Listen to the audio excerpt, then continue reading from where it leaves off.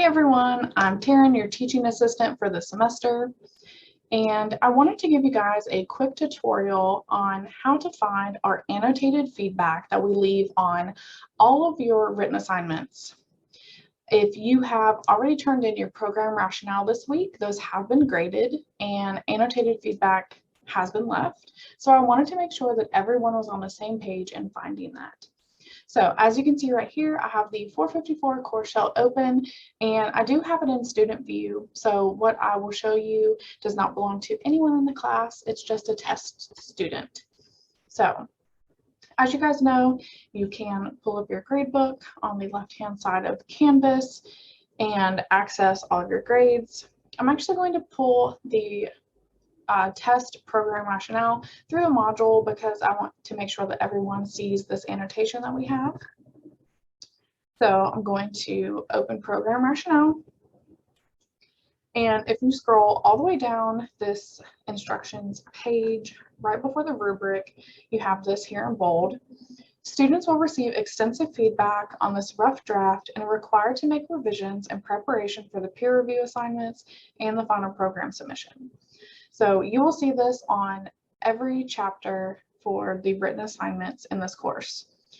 You guys take a lot of time and effort to write each chapter of your final program plan, and we in turn take a lot of time reading them and proofreading them and leaving you detailed feedback. So I wanted to make sure everyone saw this expectation that is outlined right here. I'm going to scroll up and open the submission details page.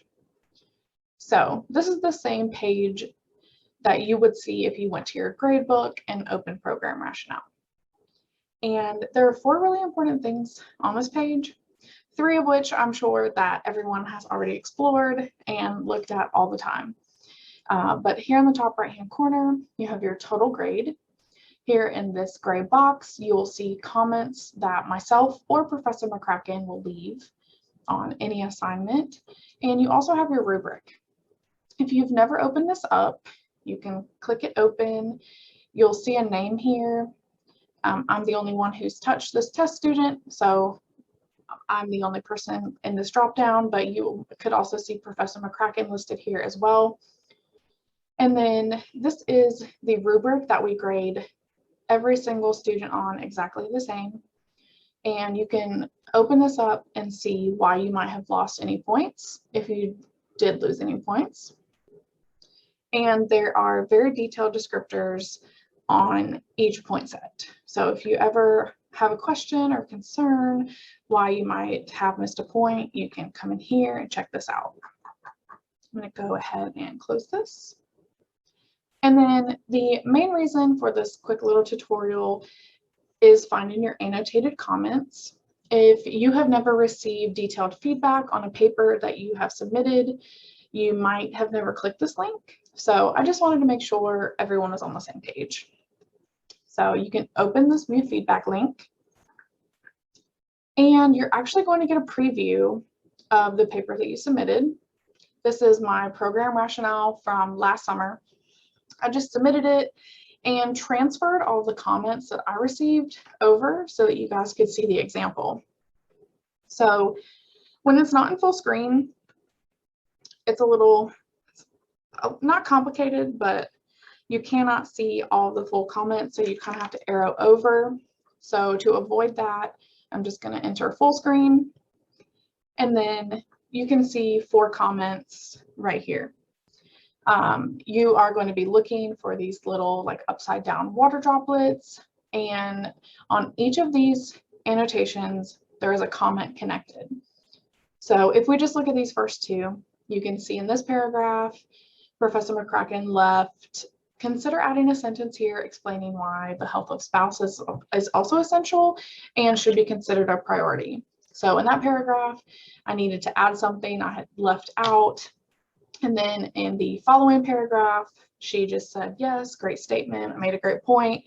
And so you can see when we leave these comments, we're going to be leaving positive feedback and constructive feedback based on all the content that you see in the rubric. So we could be leaving comments about in-text citations, your reference page formatting, your overall formatting for the paper, spelling, grammar. If you forgot your social math, we'll throw in a comment about that if it's on the program rationale. And so, like I said, you'll get positive comments and constructive feedback comments for things that might need a little bit more work. And I'm going to escape. So that is really all that I wanted to show you. I just wanted to make sure everyone could find these in the event that you had never seen them before.